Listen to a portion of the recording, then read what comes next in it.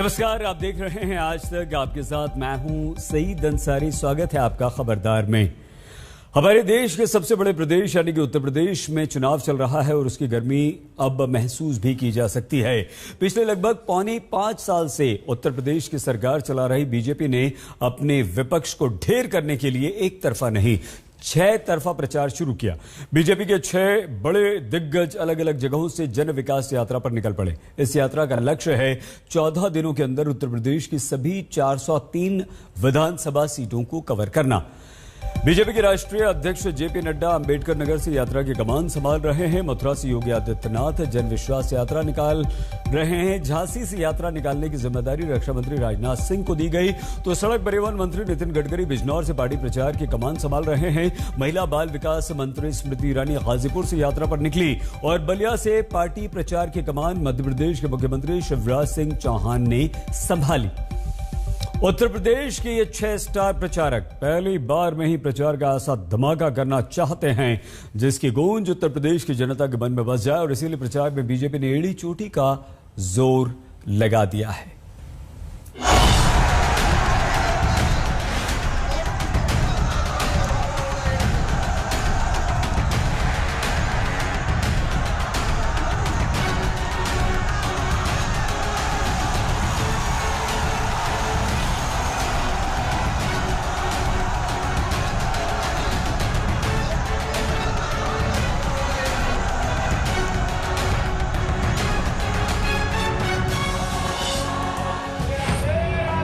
उत्तर प्रदेश देश की राजनीति की धुरी है और जो इस धुरी को नचाता है वही देश की सत्ता पाता। यही वजह है कि इस धुरी को नचाने की ताकत हासिल करने के लिए एक दूसरे के धुर विरोधी यूपी विधानसभा चुनाव में एक दूसरे को धूल चटाना चाहते हैं। अभी तक एक्सप्रेसवे के बहाने बीजेपी विधानसभा चुनाव में सॉफ्ट प्रमोशन कर रही थी, लेकिन अब उसने एक बार में ही 6 बड़े चुनावी धमाके किए। 6 जिले, 6 दिग्गज नेता और 6 तरफा हमला। बीजेपी ने एक बार में ही विपक्षी पार्टियों को चित करने के लिए बड़े पैमाने पर एक साथ जन विश्वास यात्रा की शुरुआत की और अलग अलग मुद्दों पर अलग अलग जगहों से वार किए। इस यात्रा की शुरुआत अंबेडकर नगर से हुई, जहां बीजेपी अध्यक्ष जेपी नड्डा ने खुद कमान संभाली। जेपी नड्डा ने इस यात्रा को अंबेडकर नगर से शुरू किया। ये यात्रा अयोध्या, गोंडा, बलरामपुर, श्रावस्ती, बहराइच, सीतापुर, हरदोई, उन्नाव, रायबरेली, बाराबंकी होते हुए लखनऊ के काकोरी में खत्म होगी। हमारे विश्वास का आधार क्या है? हम कह रहे हैं जन विश्वास यात्रा। इसका आधार क्या है? अब चुनाव आएंगे, हर व्यक्ति अपने अपने तरीके से नारे लगाएगा, लुभाने बातें कहेगा, नए नए नारे देगा। जनता के पास क्या आधार है कि वो कह सके कि यह जो कह रहे हैं वो सच है? इसका एक ही आधार है, वो आधार है कि किस राजनीतिक दल ने पीछे क्या किया है, वही तय करेगा कि वह आगे क्या करने वाला है। इस बात को समझना चाहिए। यूपी के मुख्यमंत्री योगी आदित्यनाथ यूपी की सत्ता पर दोबारा काबिज होने के लिए प्रचार का जिम्मा मथुरा से संभाले हुए हैं। भगवा कपड़े और हिंदुत्ववादी छवि ग्रहण किए हुए योगी आदित्यनाथ ने मथुरा में श्री कृष्ण के दर्शन किए, फिर जनता को पुरानी सरकार के दौरान हुए दंगों की याद दिलाकर यूपी पर लगे जख्मों के निशान दिखाए। पिछली सरकारों में क्या होता था, ये यही गलती है। कोसी कला का दंगा यहाँ का कोई व्यक्ति भूला नहीं होगा। कोसी कला में क्या होता था, जवाहर बाग में क्या होता था। पहले जवाहर बाग की घटना होती थी, कोसी कला का दंगा होता था। आपने देखा होगा, भाइयों बहनों, आप याद करिए, पिछले 4.25 वर्ष के अंदर आज हमारी सरकार को 4.25 वर्ष भी पूरे हो रहे हैं, और 4.25 वर्ष के दौरान प्रदेश के अंदर कोई दंगा भी नहीं हुआ। योगी आदित्यनाथ ये जन विश्वास यात्रा मथुरा से लेकर चलेंगे, फिर अलीगढ़, एटा, मैनपुरी, आगरा, हाथरस, फिरोजाबाद, कासगंज, बदायूं, शाहजहांपुर और पीलीभीत होते हुए बरेली में खत्म करेंगे।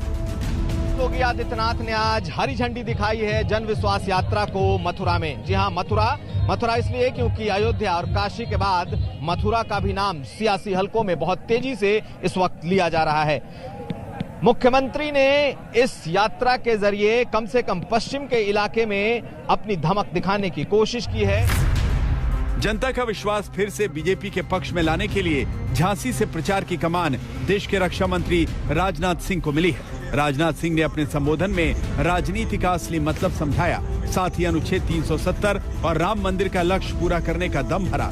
इसी काम के नाम पर जनता का विश्वास मांगा। लोग कहते हैं जनसंघ वाले जब भी आते लिख देते हैं हमारी सरकार बनेगी, धारा 370 को हम समाप्त करेंगे।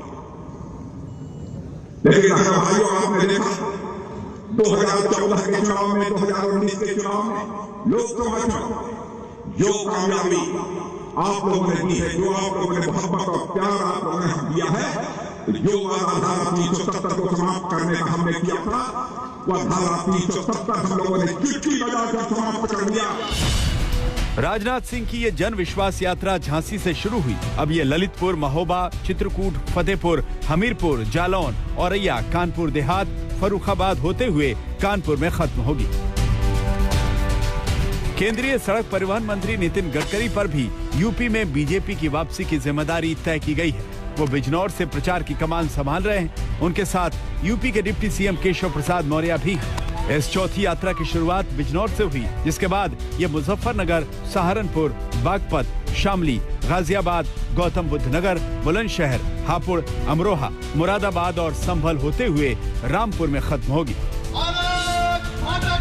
जन विश्वास यात्रा में जनता का विश्वास बीजेपी पर बना रहे, इसके लिए नितिन गडकरी ने अपने ही मंत्रालय के कामों का लेखा जोखा पेश किया। हम दिल्ली से देहरादून नया रास्ता बना रहे हैं और मैं आपको कह रहा हूं 1.5 साल के अंदर ये नए रास्ते से दिल्ली से देहरादून केवल 2 घंटे में आप पहुंच जाएंगे। ये मैं आपको विश्वास देता हूं। दिल्ली से हरिद्वार 2 घंटे में, दिल्ली से चंडीगढ़ 2 घंटे में, दिल्ली से जयपुर 2 घंटे में, दिल्ली से अमृतसर 4 घंटे में, दिल्ली से कटरा 6 घंटे में और दिल्ली से श्रीनगर केवल 8 घंटे में पहुंचाने का काम हम कर रहे हैं। विरोधियों को कहना चाहता हूं, अरे 22 तो छोड़िए, अभी 27 में भी आपका नंबर नहीं लगने वाला है। यह जो गठबंधन भारतीय जनता पार्टी के खिलाफ कर रहे हो, ये स्वार्थ का गठबंधन है, ये भ्रष्टाचार का गठबंधन है, यह गुंडागर्दी और माफियागिरी का गठबंधन है, यह जमीनों पर कब्जा करने वालों का गठबंधन है। मध्य प्रदेश के मुख्यमंत्री शिवराज सिंह चौहान भी यूपी में पार्टी के प्रचार के लिए पहुंचे हैं। उन पर जिम्मेदारी है बलिया से शुरू होने वाली जन विश्वास यात्रा की।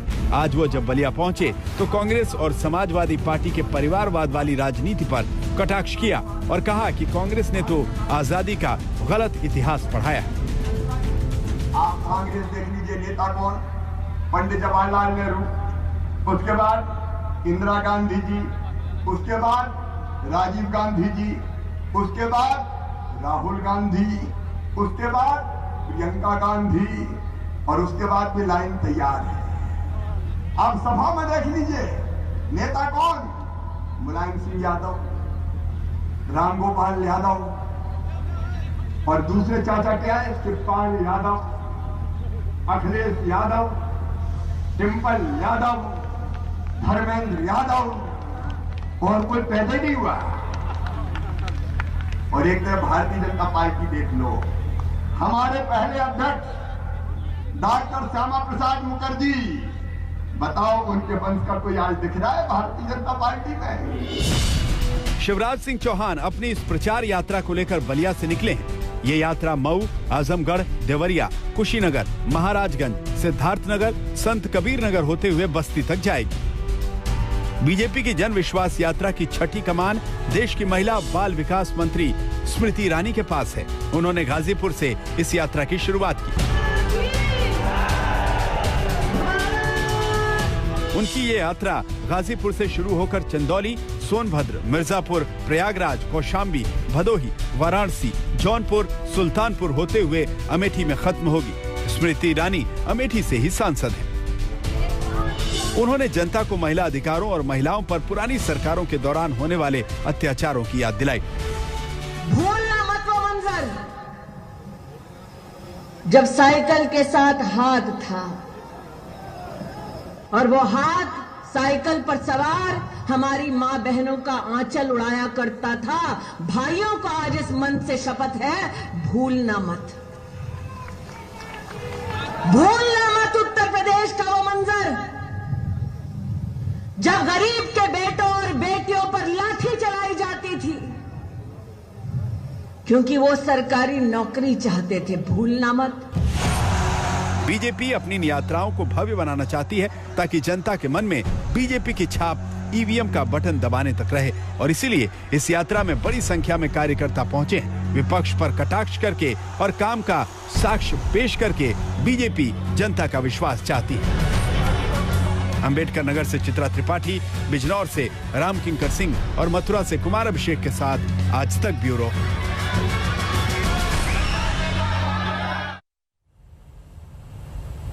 उत्तर प्रदेश के मुख्यमंत्री योगी आदित्यनाथ अपने चुनावी अभियान की ऐसी शुरुआत से काफी खुश हैं क्योंकि एक साथ 6 अलग अलग जगहों से प्रचार का महाअभियान शुरू हुआ। हमने इस प्रचार अभियान के दौरान मुख्यमंत्री योगी आदित्यनाथ से बातचीत भी की। इस रथ पर खुद सवार हैं हमारे साथ मुख्यमंत्री योगी आदित्यनाथ जी मौजूद हैं। स्वागत है सर। सर, ये जन विश्वास यात्रा लेकर के आप निकले हैं, पार्टी निकल रही है, अलग अलग 6 जगहों से निकली है। टॉप लीडरशिप जो है वो एक तरीके से आज उत्तर प्रदेश में है। कितना लगता है विश्वास करेगी जनता और किस तरह का विश्वास होगा? देखिए, भारतीय जनता पार्टी ने जो कहा सो करके दिखाया। प्रधानमंत्री मोदी जी के नेतृत्व में पिछले 7 साढ़े 7 वर्ष के दौरान जो हुआ है देश के अंदर, वो अभूतपूर्व है, अभिनंदनीय है। बिना भेदभाव के सबका साथ, सबका विकास, सबका विश्वास और सबका प्रयास का ये प्रतीक बना। उत्तर प्रदेश में पिछले 4.25 वर्ष के दौरान जो हुआ है वह हर एक व्यक्ति के लिए वह मुझे लगता है कि अभिनव भी है, आश्चर्यजनक भी है। हमने जो कहा सो करके दिखाया, इसलिए इसमें कहीं कोई संदेह नहीं होना चाहिए कि भारतीय जनता पार्टी इस जन विश्वास पर हर स्थिति में खरा उतरेगी और जनता का आशीर्वाद, जनता जनार्दन का आशीर्वाद भारतीय जनता पार्टी को प्राप्त होगा। मुख्यमंत्री जी, आप मथुरा से आप इसकी शुरुआत कर रहे हैं। क्या काशी और अयोध्या के बाद लगता है कि मथुरा भी पार्टी के एजेंडे में है? और बड़ी चर्चा इस बात की है कि मुख्यमंत्री योगी आदित्यनाथ मथुरा से चुनाव भी लड़ेंगे। देखिए, चुनाव लड़ने का मेरा यहां से कोई कार्यक्रम नहीं है। पार्टी जहां से मुझे कहेगी वहां से लड़ेंगे, लेकिन मथुरा मेरा पावन धाम है और अपने पावन धाम से यह सौभाग्य हमें प्राप्त हो। मैं पहली बार यहां नहीं आया हूं, आज 19 दिसंबर और 19वीं बार मैं मथुरा में आया हूं और मथुरा हमारा पावन धाम, हमारा उत्तर प्रदेश वासियों का सौभाग्य है कि 7 पुरियों में से 3 पुरी उत्तर प्रदेश में है, अयोध्या, मथुरा और काशी। तो उसमें मथुरा है। इन सभी पुरियों में दर्शन करने और जनता जनार्दन की कृपा, उनका आशीर्वाद से, प्रधानमंत्री मोदी जी की अनुकंपा से जनता के लिए और इन तीर्थों के विकास करने का कुछ सौभाग्य प्राप्त हुआ है। इससे ज्यादा आनंद का अवसर और क्या हो सकता है। बीजेपी के राष्ट्रीय अध्यक्ष जेपी नड्डा ने उत्तर प्रदेश में प्रचार की कमान अंबेडकर नगर से संभाली। कार्यकर्ताओं और समर्थकों की भारी भीड़ के साथ वो यात्रा शुरू कर चुके हैं।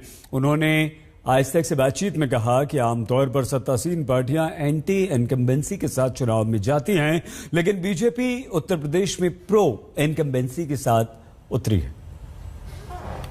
सर, जनता का आशीर्वाद कितना नजर आ रहा है उत्तर प्रदेश में बीजेपी के लिए? देखिए चित्रा जी, आप देख सकती हैं सामने जन सैलाब है। जो योगी जी ने काम किया है और जो मोदी जी का आशीर्वाद उत्तर प्रदेश को मिला है, उससे जनता खुश है। ज्यादातर चुनाव में लोग जाते हैं तो एंटी इनकम्बेंसी के साथ जाते हैं। ये चुनाव प्रो इनकम्बेंसी का है लोग योगी जी को एक बार और मौका देना चाहते हैं ताकि उत्तर प्रदेश ने जो विकास की छलांग लगाई है वह और तेजी से आगे बढ़े। तो यह बिल्कुल स्पष्ट दिख रहा है कि विकास के दृष्टि से जो इंफ्रास्ट्रक्चर है उस पर सार्वजनिक रूप से काम हो रहा है। अब मैं आ जाती हूँ अखिलेश यादव के सवाल पर। वो भी रथ यात्रा लेकर चल रहे हैं। उन्होंने कहा है कि दरअसल बीजेपी के नेता उनके फोन टैप करते हैं और रात में सुनते हैं और बीजेपी ये काम तब करती है जब वो हार रही होती है। देखिए, जिसकी जैसी सोच वैसा विचार, उन्होंने अपने शासनकाल में यही किया होगा, इसलिए उनको ये दिखता है। हम लोग ऐसे काम न करते हैं न सोचते हैं। ये काम ऐसे लोगों का है जो इस तरीके के विचार रखते हैं। आईटी रेड पे कहा है कि आईटी, सीबीआई, सारी एजेंसियां अब लग जाएंगे हमारे पीछे। ऐसा है कि जब चुनाव कोई हारने लगता है तो इस तरीके के बहाने लगाने लगता है और वो इंस्टीट्यूशंस को बदनाम करने लगता है। ये इलेक्शन कमीशन जब चुनाव जीतते हैं तो ईवीएम की चर्चा नहीं करते हैं और हारते हैं तो ईवीएम की चर्चा करते हैं, उसके स्वायत्तता पर प्रश्न करते हैं, उसके ऑटोनॉमी पर प्रश्न करते हैं। उसी तरीके से अब जैसा करोगे वैसा भरोगे। आपने मन से कहा कि 15 आतंकवादियों को छुड़ाने का काम किया गया था अखिलेश सरकार की। जी बिल्कुल, और उसमें से 4 को फांसी हुई और बाकी सत्ता एक मंजिल है और वहां तक पहुंचने का प्रयास एक यात्रा, और इसीलिए उत्तर प्रदेश में बीजेपी हो, कांग्रेस या फिर समाजवादी पार्टी, सभी अपनी अपनी यात्रा पर निकल पड़े हैं। अखिलेश यादव भी विजय यात्रा पर है, लेकिन अखिलेश यादव की रथ यात्रा में आयकर विभाग यानी कि इनकम टैक्स के अड़ंगे ने राजनीतिक गर्मी पैदा कर दी है।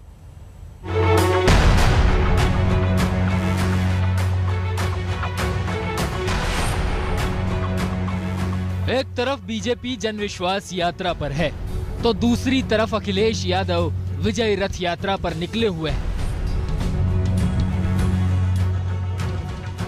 बीजेपी जनता को बता रही है कि उसने अपने कार्यकाल में क्या किया और अखिलेश यादव जनता को बता रहे हैं कि उनके साथ क्या क्या हो रहा है। हमारे सभी फोनों को सुना जा रहा है। हमारे जितने भी फोन हैं समाजवादी पार्टी के कार्यालय के या हमारे संबंधित जितने लोग भी हैं उनके मोबाइल को सुना जा रहा है, जिनका फुल फॉर्म ही IAS है, इंडिविजुअल आफ्टर सरकार। और जो अधिकारी हैं वो ये कहते हैं हम मजबूरी में कर रहे हैं और कुछ चमचागिरी में कर रहे हैं,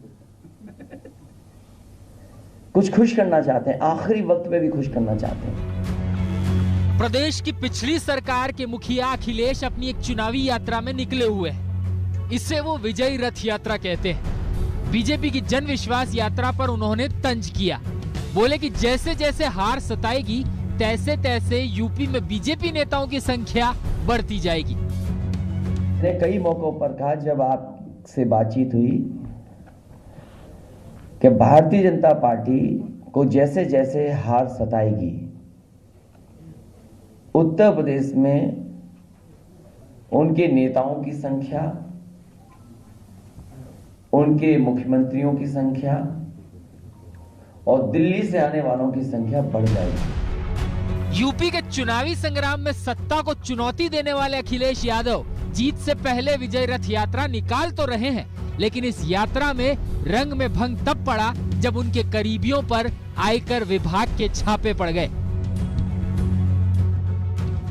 इसमें भी कहीं हम लोगों को कोई शक नहीं था कि जहां पॉलिटिकल पार्टीज आएंगी या उनके नेता आएंगे, उनके सहयोग के लिए इनकम टैक्स, ED, CBI और भी संस्थाओं का सहारा लेकर के अटैक करने का काम करेंगे। जब जनता अपने नेताओं के आगे हाथ जोड़े तो मतलब नेता सत्तासीन है, जब नेता जनता के आगे हाथ जोड़े तो मतलब वो सत्ताहीन है, और सत्ताहीन नेता अक्सर लुभावने वादे करते हैं। इन यात्राओं में यही हो रहा है। ब्यूरो रिपोर्ट, आज तक।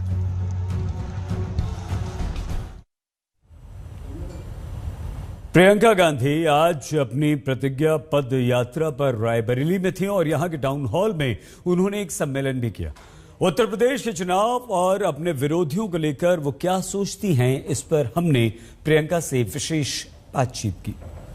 देखिए, प्रियंका गांधी वाड्रा यहाँ पे मिलते हुए लोगों से लगातार महिलाओं को लेके लड़की हूँ लड़ सकती हूँ फोकस। प्रियंका, लड़की हूँ लड़ सकती हूँ फोकस है, आप कह रही है धर्म और जाति से इतर राजनीति होनी चाहिए, पर राहुल बार बार हिंदू और हिंदुत्ववादी के जिक्र करते हैं, क्या दोनों मेल खाता है? क्यों नहीं, एक्चुअली दोनों एक ही चीज कह रहे हैं। हम दोनों यही कह रहे हैं कि देखिए, जब वो कह रहे हैं हिंदू और हिंदुत्ववादी के में जो फर्क बना रहे हैं, वो ये कह रहे हैं कि जो हिंदू धर्म सिखाता है वो यही है कि सत्य के पथ पर चलें। ये लोग सत्य के पथ पर नहीं चल रहे हैं, रोज रोज झूठ बोलते हैं, रोज रोज लोगों को गुमराह करने का काम करते हैं। तो वो ये कह रहे हैं, मैं कह रही हूँ, क्या कहा मैंने, कि आप अपनी शक्ति को पहचानो, आगे बढ़ो।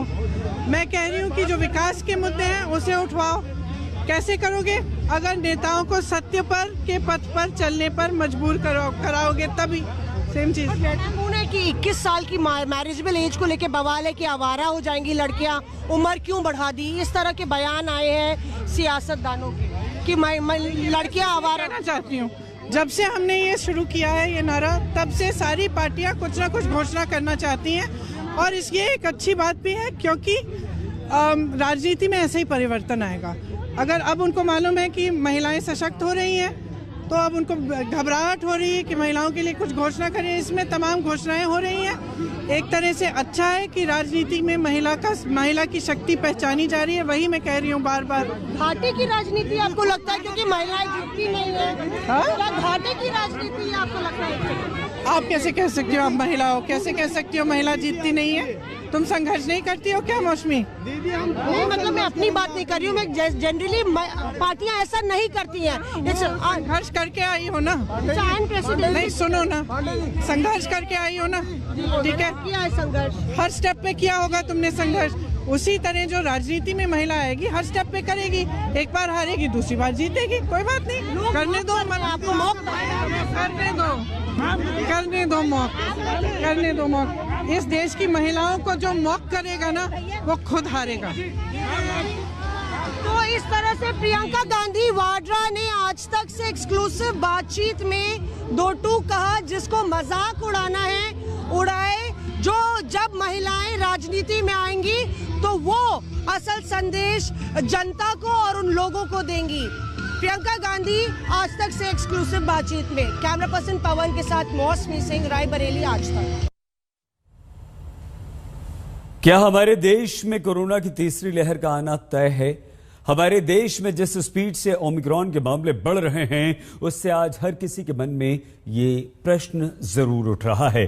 पिछले 24 घंटों में हमारे देश में ओमिक्रॉन के 30 नए मरीज सामने आ चुके हैं। अब ओमिक्रॉन के मरीजों की संख्या 121 से बढ़कर 151 हो चुकी है। महाराष्ट्र में 6 नए केस की पुष्टि होने के बाद ओमिक्रॉन के मरीजों की संख्या 54 हो चुकी है। वहां पर पिछले 3 दिनों के अंदर दिल्ली में ओमिक्रॉन मरीजों की संख्या 10 से बढ़कर 22 हो चुकी है। ओमिक्रॉन के बढ़ते संक्रमण को देखते हुए यह माना जा रहा है कि हमारे देश में जनवरी और फरवरी के महीने में कोरोना की तीसरी लहर आ सकती है। और इसका दूसरा कारण ये कि क्रिसमस और नए साल के जश्न को लेकर देश भर के बाजारों में लापरवाही काफी बढ़ गई है। लोग 2 गज की दूरी और मास्क है जरूरी वाली सावधानी को भूल गए हैं। अगर ऐसा ही चलता रहा तो जो हाल इस समय अमेरिका और ब्रिटेन का है, वो हमारे देश भारत का भी हो सकता है।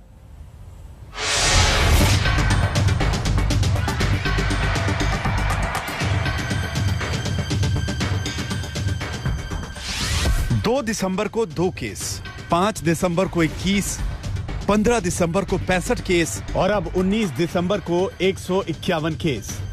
ये ओमिक्रॉन की बढ़ती स्पीड के साथ साथ तीसरी लहर से टकराने के पूरे संकेत हैं। सिर्फ 17 दिन के अंदर ये वेरिएंट देश के एक राज्य से 12 राज्यों तक पहुंच चुका है और अब मरीजों की संख्या 2 से 151 हो चुकी है।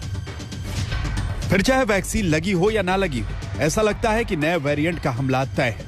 भारत में अब तक ओमिक्रॉन के जितने केस मिले हैं, उनमें ज्यादातर मरीज वैक्सीन की दोनों डोज लगवा चुके हैं। इसके बावजूद ओमिक्रॉन की चपेट में आ गए।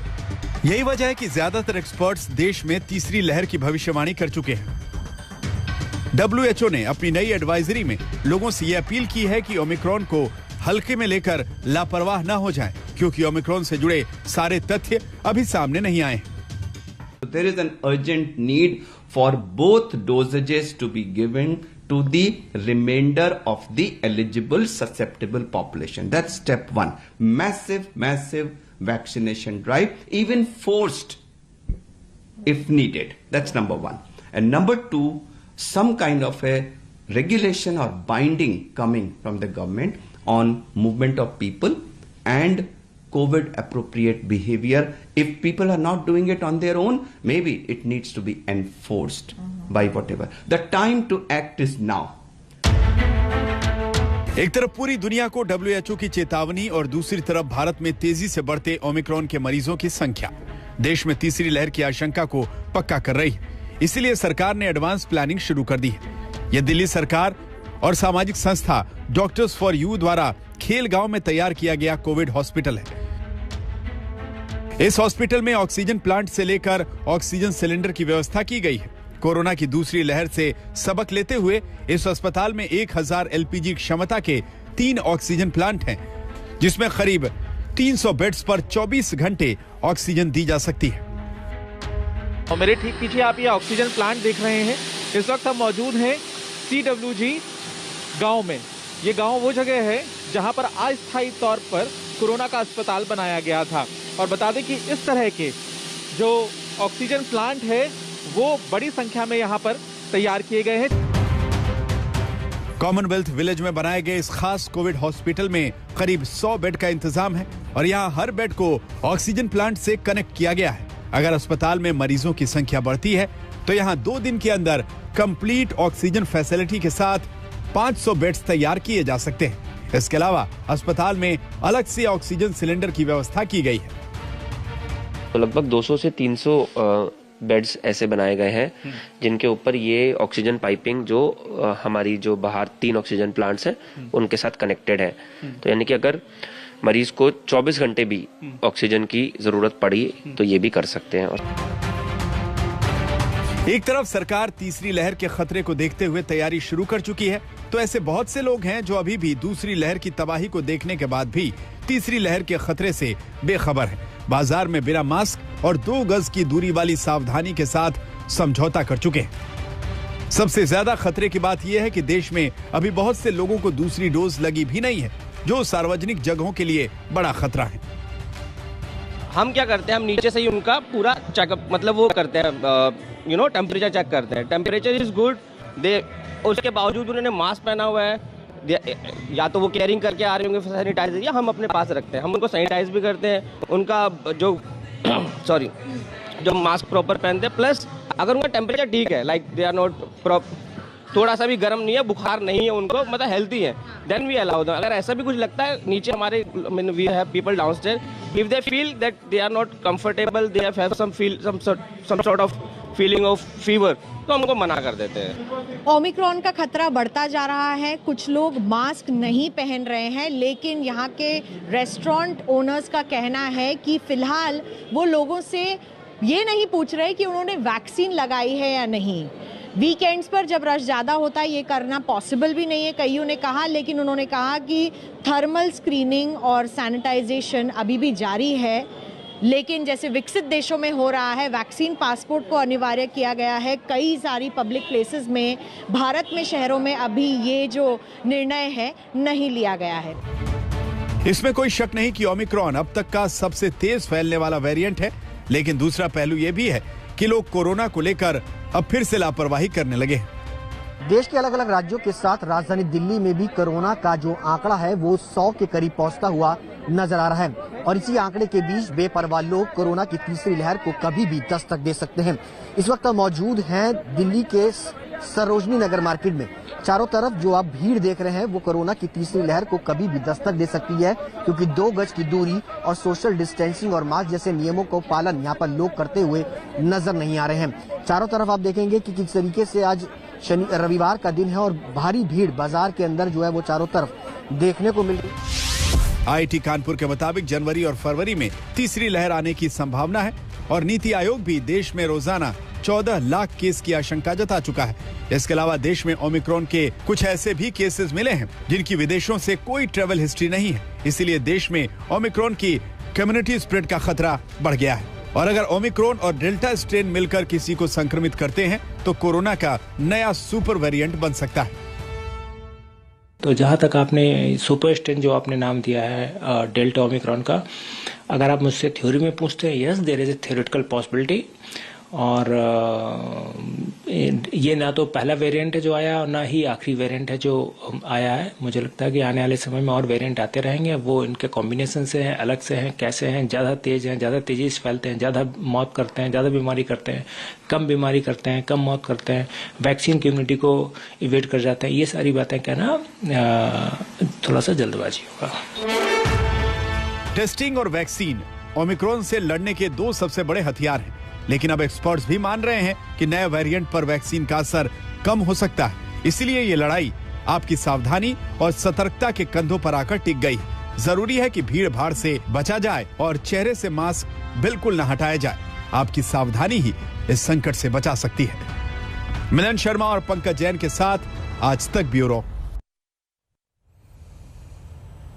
पूरी दुनिया में इस समय एक तरफ क्रिसमस और न्यू ईयर की तैयारियां चल रही हैं, लेकिन दूसरी तरफ ओमिक्रॉन के कारण कई देश अब लॉकडाउन की तरफ बढ़ रहे हैं। यूरोप के कई सारे देशों में ओमिक्रॉन के बढ़ते मामलों के कारण नीदरलैंड्स ने 14 जनवरी तक लॉकडाउन लगा दिया। क्रिसमस न्यू ईयर के अवसर पर लोगों को भीड़ नहीं लगाने से रोकने के लिए लॉकडाउन लगाने का निर्णय किया गया। नीदरलैंड्स ओमिक्रॉन से 5वीं लहर के खतरे को देखते हुए सरकार को यह निर्णय लेना पड़ा। इसके अलावा डेनमार्क में भी theatre, concerts hall, amusement parks, museums को बंद कर दिया गया। आयरलैंड में पब और रेस्टोरेंट्स में रात 8 बजे के बाद कर्फ्यू लगाने का ऐलान कर दिया गया। इंडोर आउटडोर कार्यक्रम्स में लोगों की संख्या सीमित कर दी गई है। ब्रिटेन में ओमिक्रॉन से बढ़ते मामलों को देखते हुए सरकार ने पब, रेस्टोरेंट, क्लब्स में वैक्सीनेशन सर्टिफिकेट, कोरोना की नेगेटिव रिपोर्ट दिखाना अनिवार्य कर दिया है। और जिस तरह यूरोप के कई सारे देशों ने प्रतिबंध लगा दिए हैं और लगाए जा रहे हैं, इसके चलते पेरिस से लेकर बार्सिलोना तक लोगों ने विरोध करना भी शुरू कर दिया। ये बात बहुत हैरान करने वाली है कि लोग प्रतिबंधों का विरोध कर रहे हैं।